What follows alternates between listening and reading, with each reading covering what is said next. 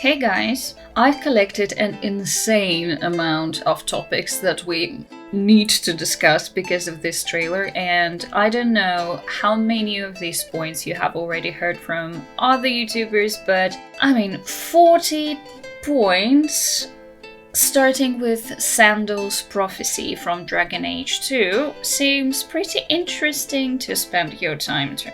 So, let's start talking!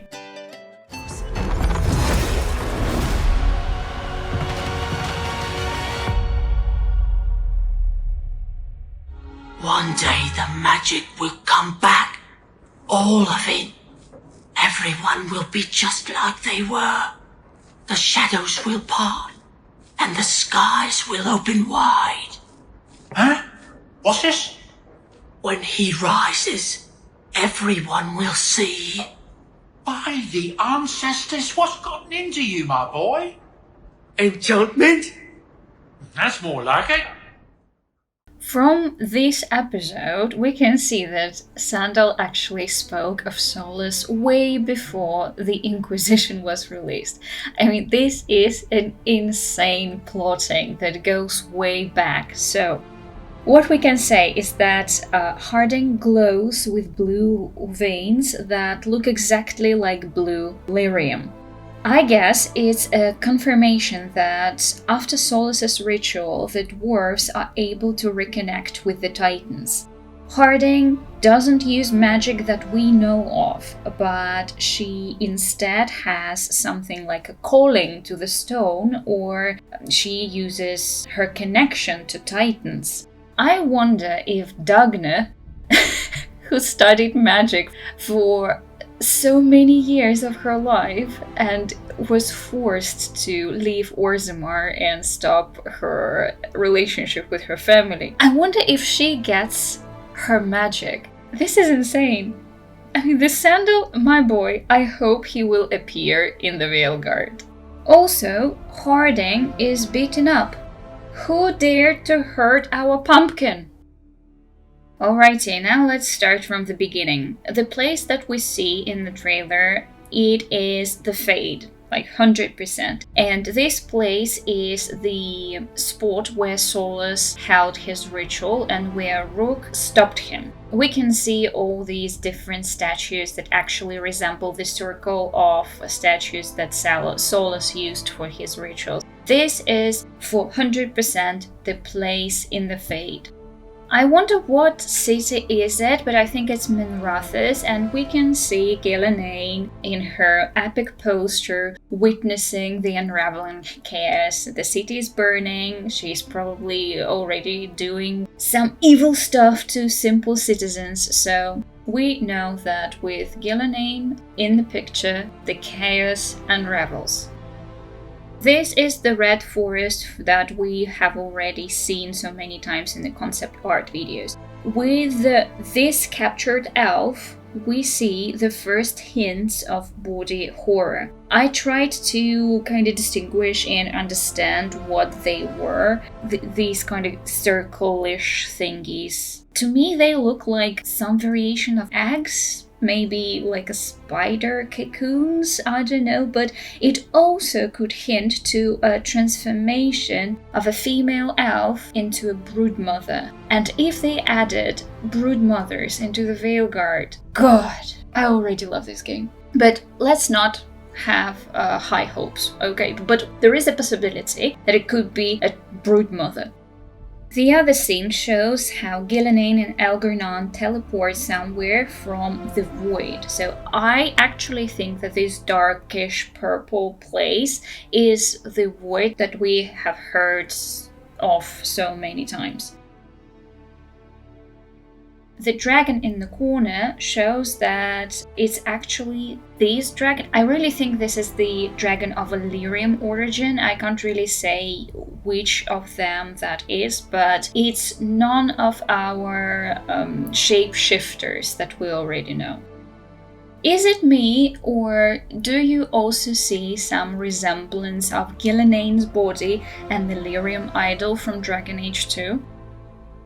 It confuses me a little bit. Because of the crown, we thought that it is Mythal. But now I start questioning whether all Evanuris had this crown, because on this art from the collector's edition of this merch, you can see a picture of Solus who wears exactly the same crown. I don't know.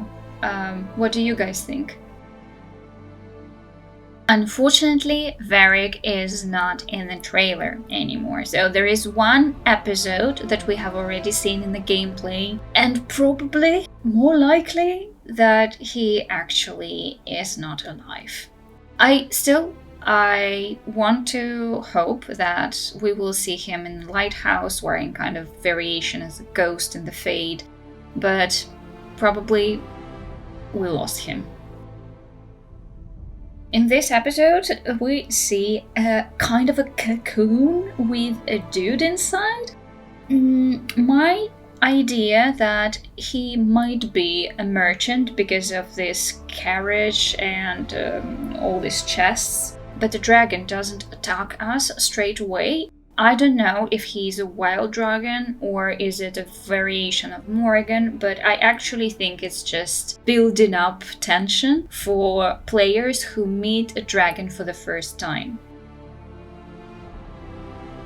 The city is on fire and we see the epic entrance into the lighthouse because everyone wears their lounge clothing and Nev looks good with her breathtaking V neckline. I actually like her with this relaxed look more. The lighthouse has an alluvion that leads to crossroads. You can see these elven metallic looking trees that we saw in the Trespasser DLC and all over the world where we entered abandoned elven ruins or dungeons. So this is 100% crossroads. The other interesting thing is these purple details, kind of levers that you see on the sides, and we will talk about them later. The scene where they leave the alluvion is a cut, because clothes are different and humans see the crossroads in all shades of grey, while elves see pink and golden. We see all the colors, and I suppose we are in Arlothan Forest or some place very close to it. Davrin finds a baby griffin. The lighting is really bad and it looks like he has no Vaseline. Did he ask Solus to remove his tattoo? I don't know. I mean, we know that Solus has the power of removing this stuff, so I mean, just imagine if he has his tiny beauty salon for tattoo removals. Okay, it's my imagination, but anyway, let's go to the next thing. The next scene shows a new gorgeous piece of armor with a cape. Capes are cool. They are kind of a superheroes, but okay. And I wonder if it's a separate piece or the whole set of armor for Davrin. Then we see a girl. Her clothes seem of a noble origin. You see these kind of puffed sleeves, and she wears a pendant, and her dress has embroidery. And really nice shoes, by the way. So I think she is 10 or 11 considering her height and proportions, which makes me question who is she and what are they doing in a place that is full of darkspawn. And another thing is, do you know this symbol? Because I don't remember that we had something similar in Dragon Age. Probably there is some resemblance to this symbol, but it reflects the Evanuris, so I'm a bit confused.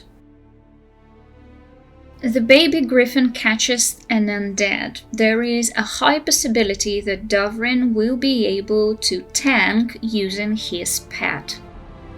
Alright, so this is cool. The ruins have water reflection on the walls. And is it a stingray?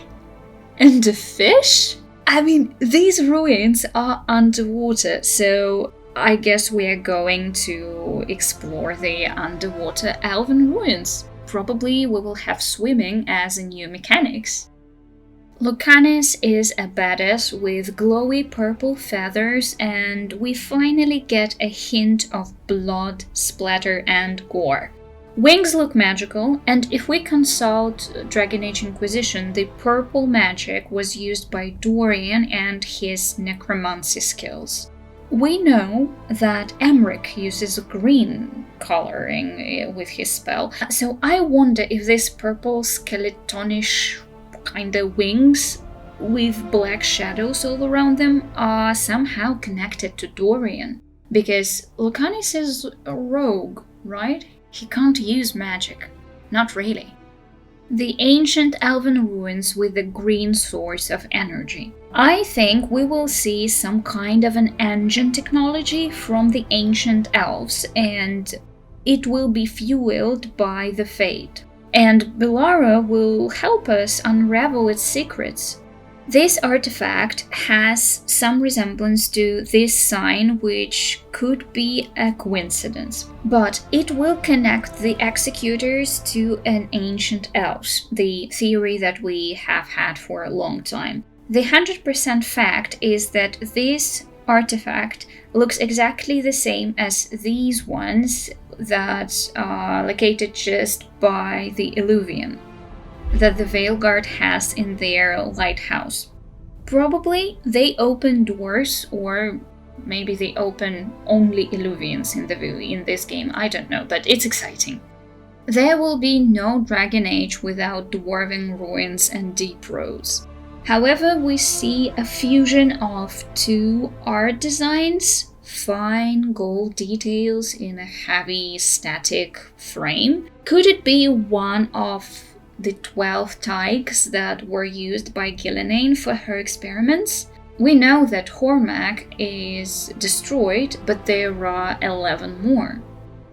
We get into Necropolis halls. Considering the art decisions here, everything looks like bones and skeletons. Even the ceiling. I think it looks like a rib cage, like a really big rib cage. So cool. Here we see Emric, and thank the maker, he looks like a grown, wise man. Funny and eerie thing, he looks exactly like my father-in-law. I don't know how I will play it without feeling awkward, but anyway. The armor seems heavier than a typical mage clothing, and I wonder why. Emric is really interesting and unique. The lantern seems to weaken the skeleton monster by taking the fade energy from it. We see Andraste statues in a location corrupted by the red lyrium. So somehow it has both cactuses and snow. Or maybe it's just the moonlight reflects so badly, I don't know.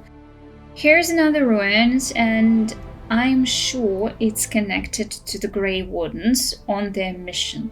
The blue clothing with heavy iron armor is their usual color palette. Also, it's interesting that Rook walks up with Tash while two other wardens carry a metal beam, which probably indicates that this is Tash's personal quest. The second wild dragon on the top of another elven ruins, or maybe it's a combination of elven and dwarven ruins, it depends on location, probably it's one of those 11 tykes. We also had a glimpse to the Roman scene and the quest line that you can get with Nev if you put your eye on her. And our Lady Morrigan is back. Claudia, who is a voice actress, tricked us into believing that she wouldn't be in the game, but everyone is so hyped right now because we love Morrigan. We really do. So she grew up, matured, changed her attire to a more modest one, and yet she's still fashionable, and she also changed her hairstyle, which almost never happens with popular characters in the franchises. Her shoulder pieces look more like fur than feathers, so it's also an interesting change in her look, and I wonder why. And the final touch is the crown that looks incredibly similar to Mythal's. Does it mean that Mythal is back? Is she more of a vassal than our beloved Morrigan? And if the Inquisitor drank from the Well of Sorrows, does it mean that she controls the Inquisition or what is left of it? Also, one curious thing is this picture that represents Solus. Do all Evanuris have the same crown? Or did he steal it from Morrigan? So what's going on? Why does everybody have this same crown? I have questions. These two guys are not from the Veilguard, because some people say that it's Lucanis. I don't believe so. I think they are the Antivan Crows from the missing comics. This elf also was there. But here we see Lucanis, and it's probably a scene from his personal quest. The red color could be two things, the blood magic or red lyrium. It could be both, though, which is super awful.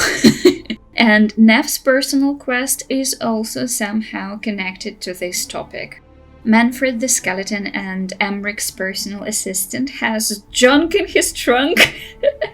I stole this joke from Reddit, but you know what, it's still funny. I think this is a clever way to store your belongings, and I can't wait to hear Matt Mercer, because he is the voice actor for Manfred. This epic dragon crashed my previous theory that only Mythal could turn into a dragon. I know, well, it was an unpopular one, but still. There wasn't enough lore and other evidence to show that actually all the Evanuris could turn into dragons. But, you know, I don't believe elven myths for 100%. But this is the proof that Algernon can actually turn into a dragon. I think it's obvious, because we see Algernon's hat with these kind of horns, and this symbol on the mural also has the same shape. So this is definitely Algernon.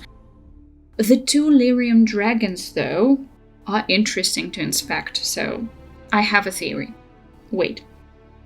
A huge wolf is the Dread Wolf. Finally, we'll see Solus shapeshifting and fighting the old gods.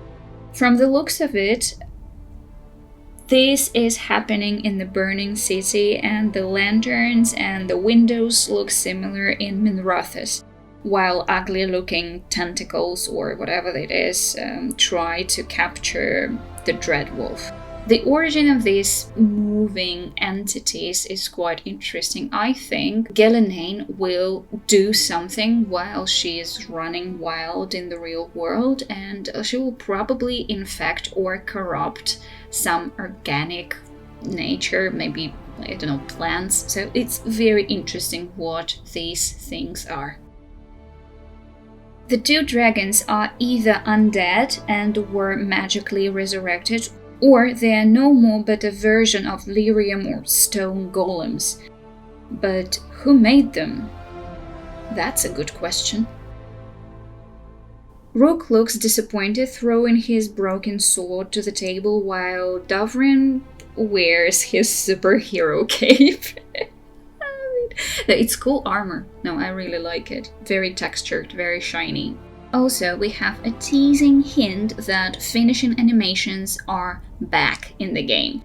I wonder how often we are able to trigger them, though.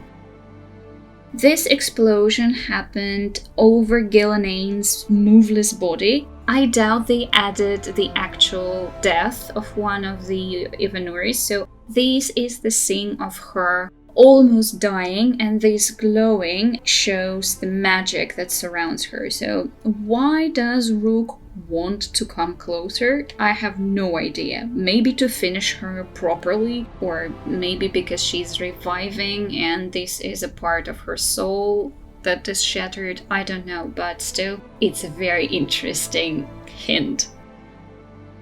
Well guys, let's start a discussion. I don't know if I noticed everything, so you are welcome to add more ideas and more lore connections. It was really fun to make this video, and I believe I am as hyped as you are. Still, I will try to analyze and provide the critical thinking, but for now, let's just enjoy the fact that Dragon Age is back, and we have an insane amount of locations to explore. Have fun, play video games, and I'll see you in my next video. Bye!